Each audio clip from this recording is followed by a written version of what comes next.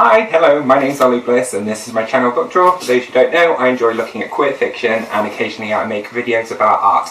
But today I'm doing a January wrap-up. And first of all I'm going to talk about my involvement in Catharsis Reads Rereadathon, which is happening all across the year, and there are monthly challenges which he set. The first one was reread your first favourite standalone book or a book which was part of a series. So there's 7 books which are a part of this series, which was the Chronicles of Narnia. Kind of torn between The Magician's Nephew, which was the first one, and then the last one, which was The Last Battle.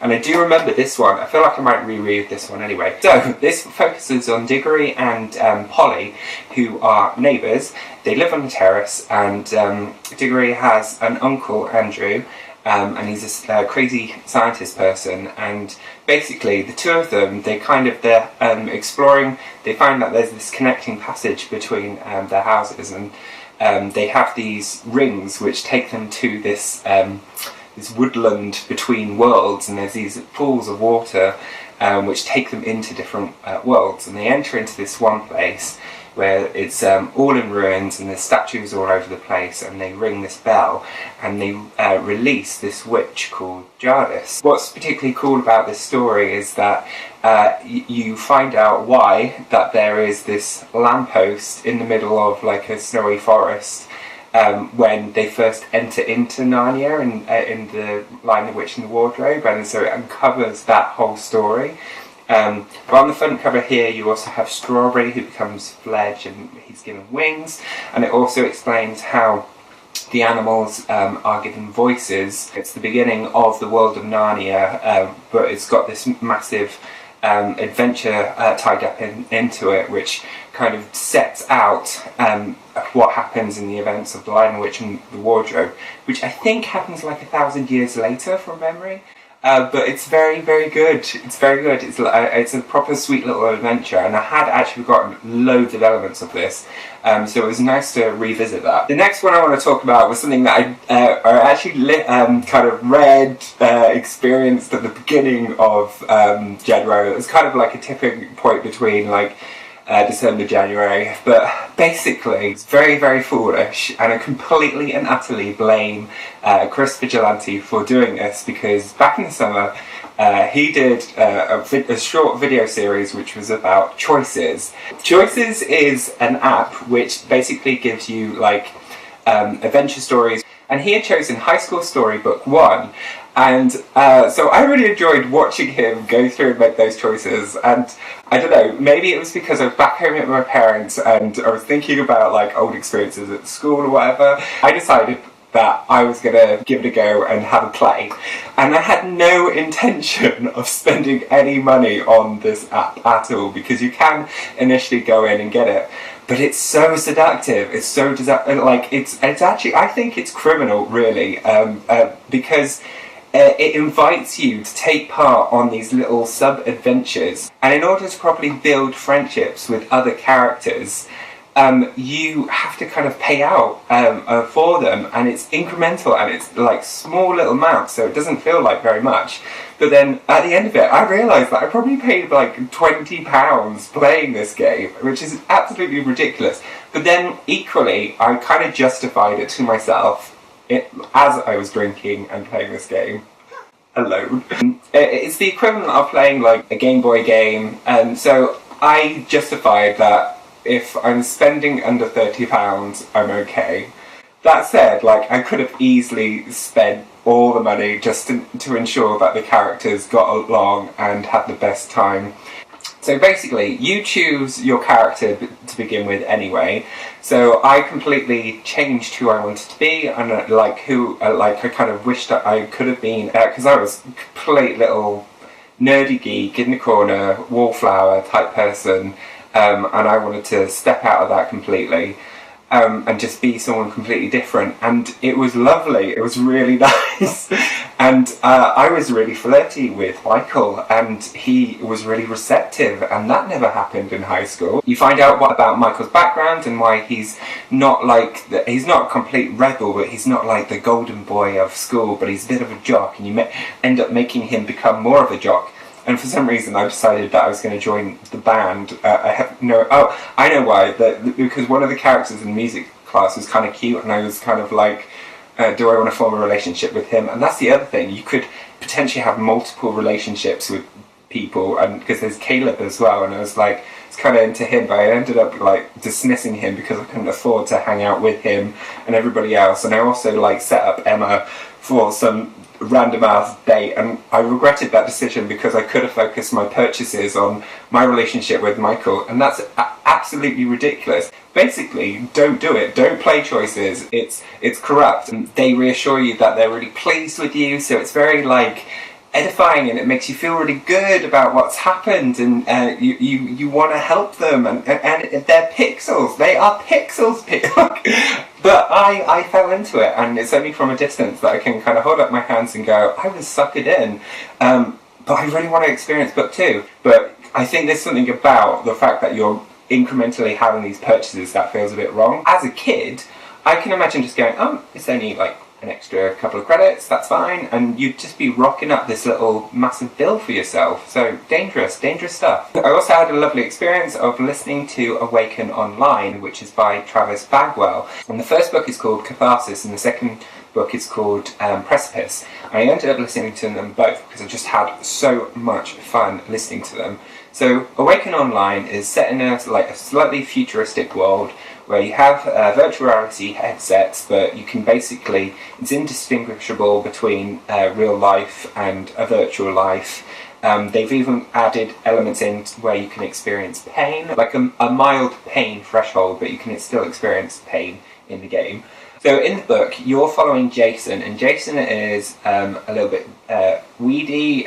He's an unpopular poor kid in like a richer school. There's a bully who is very wealthy, and he basically beats him down. And I thought, oh, God, this story is going to be really basic, and I'm not going to enjoy this when I was first listening to it. But it was because of Matthew Sharappa's review on it that inspired me to pick it up and listen to it, and I'm so glad that I did, and I'm so glad that I stayed with it after those first initial chapters, because as soon as he enters into the world, it just suddenly like expands completely. Now, I love RPGs. RPGs are role-playing games, but I grew up with like the first kind of green screen Pokemon game where it's all about building up stats and you're building up your little monsters and then fighting. I lost an entire summer to Final Fantasy VII when it came out on PlayStation because I was in a completely different world with Cloud and all the friends. But what I particularly liked about this is Jason is set on a path where he is not playing the hero, he's actually playing the bad person, the villain, and he becomes a necromancer, and it's about how he builds his stats up and himself up in this world, and he basically grows really rapidly, and he has this amazing, fantastic adventure. I was so caught up in the drama of the first one, but it's so imaginative as well. This is the best thing about it. I don't want to spoil anything. The way in which it unravels all the different elements and the creativity in the writing, but it's so visual. You could be watching a film. I'm sure it will be picked up as a film. I'm sure we will be seeing it on our screens one day, and I literally can't wait for that day. So the next one which I want to talk about is The Hate You Give, which is by Angie Thomas, which I'm sure loads of people are already aware of this book because this came out last year in February, but it focuses Star, who is a 16-year-old girl, and she's caught between her lifestyle in the projects and also attending like a predominantly white school, which is quite like well off. So, but then Star is the solo witness to the shooting of her friend Khalil, who gets shot by a police officer 115. It basically follows her story after that event and the impact that it has on her, but also the impact that it has on her community, her relationship with her friends, and just that how it has a continuing impact over the period of time. Time jumps in this are really appropriate to the pace of the story. Her voice was done in such a brilliant way that I really felt like I was looking through the eyes of Star, and I was seeing and feeling everything that she was going through. Because this story is really like upsetting at the start, and it's upsetting throughout, but it's the way in which it keeps it as real as possible in terms of like this shooting happened, this is a person who has died, and it's not being recognised, and she is struggling with the fact that her voice and the knowledge of her friend, the way in which he was represented, is not being really considered, and he's been looked at and labelled a thug and a drug dealer. But she's like, you didn't know him the way that I did, you didn't know how cute he was like in a bar, and like, you didn't know what his relationship was like with his mum, and you didn't know all the things that he was facing. He is a human being, but when he was in that car, in that moment, none of those things mattered because it was just about the colour of his skin. Like, the breakdown of The Hate U Give is explained and clarified really clearly through the words of Tupac, but it's in a conversation between Star's father that it really explains the systemic issues which are attached to class and race, and it makes you just want to sit and read and observe and listen. And I recognise that this is completely entirely outside of my world. You do have to kind of check your white privilege when you are reading this, and like sometimes you're kind of going, oh, why is this or why is that, but then it's like, it's because you don't understand this, you don't get the situation that the person is living through. And what's really good about Angie Thomas is she's able to break it down in a really non-patronising way, but also a very emotive and raw, expressive way that says, I am angry and I am frustrated, and these are the reasons why. This is not fair. She really kind of grabs you and rattles you and go, no, you don't get this, you don't get the sheer gulf, the difference between our existence and our experiences. They are totally separate to each other. There are crimes that are happening around Manchester, and I don't witness them at all. Like, I know down the street there have been events which kind of resonate with some of these experiences. I don't see those, I don't experience those, I'm not a part of that culture at all. I'm not facing those things because I don't live in those areas, I don't have that upbringing. I've been very privileged in the way that I have been brought up and supported, and those are not issues that I face. And this helps kind of explain where that comes from, and how much harder it is to battle against that and try and not become a stereotype. And I think that's what's particularly brilliant about this story, and in terms of the way that it is navigating you through those spaces. You have to just sit down and just go, okay, explain this to me.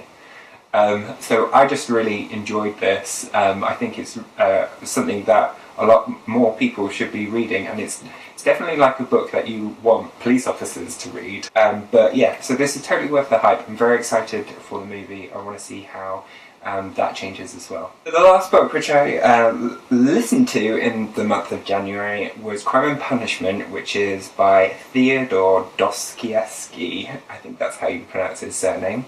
And I ended up listening to this because I was watching a review which was done by Rachel Louise Atkin, and her channel is awesome, and she's a northern-based booktuber as well, who I've only recently found out about. Her review of it got me really, really excited for the book. And in Crime and Punishment, a crime is committed by, I can't remember his full name, but it's Christoph.